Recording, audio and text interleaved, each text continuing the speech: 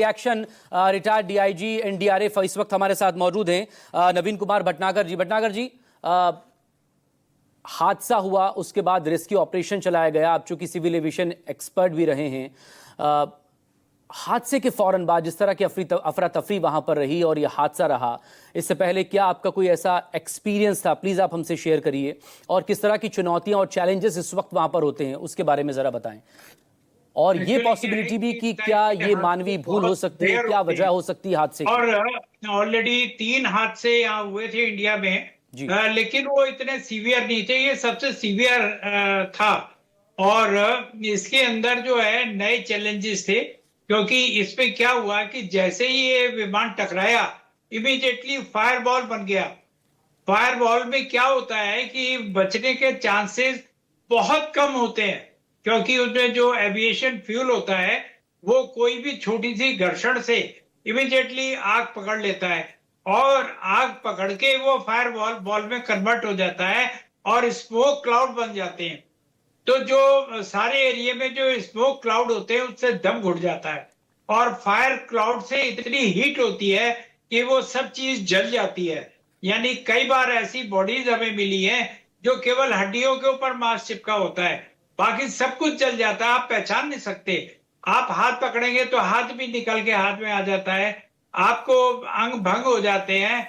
और हम जब बॉडीज को इकट्ठा करके लाते हैं तो हमें बड़ी दिक्कत होती है उसको पहचानने में, और उनको लाके बड़ा होशियारी से जो है आपका जहां पर प्लेस बनाए गए हैं वहां पर उनको प्रेजेंट करके रखा गया जाता है कोल्ड स्टोरेज वगैरह में, जो उनका मॉर्चरी में बने होते हैं। और वहीं पर उनका डीएनए के सैंपल्स हैं उनके परिजनों के, वो उनसे मैच करवाए जाते हैं। और इसके अलावा जहां पर एविडेंस होते हैं, जहां पर एक्सीडेंट हुआ है, वहां पर हमारे आदमी जो रेस्क्यू करते हैं, तो वो रेस्क्यू के साथ साथ जो एविडेंसेस हैं उनको भी कलेक्ट करते हैं। और चाहे वो सर्कमस्टेंशियल एविडेंस हो, चाहे वो फिजिकल एविडेंसेस हो, वो सबको बारीकी से उनको भी हटाते हैं वहां से, ताकि वो इंक्वायरी के अंदर जो है आगे जाके काम आए। और वो हम उस जो इंक्वायरी बोर्ड होता है उसको हैंड ओवर करते हैं।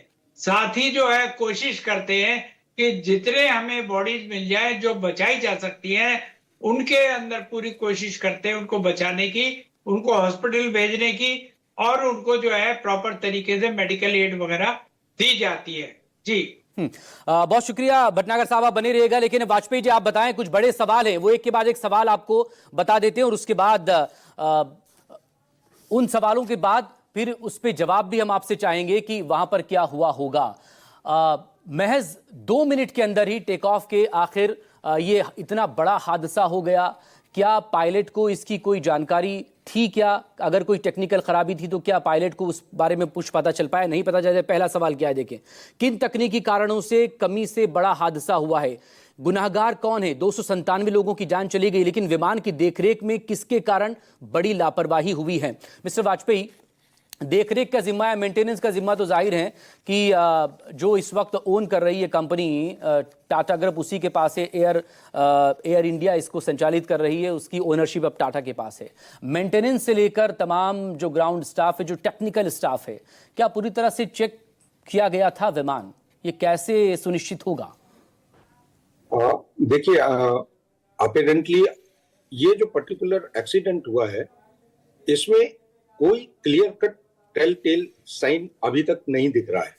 हम संभावना ही व्यक्त कर सकते हैं। आपका ये कहना बिल्कुल सही है कि जो चीजें अभी दिख रही हैं उसमें कोई ना कोई तकनीकी खराबी या कोई मानवीय भूल, दो ही मेन चीजें आ रही हैं।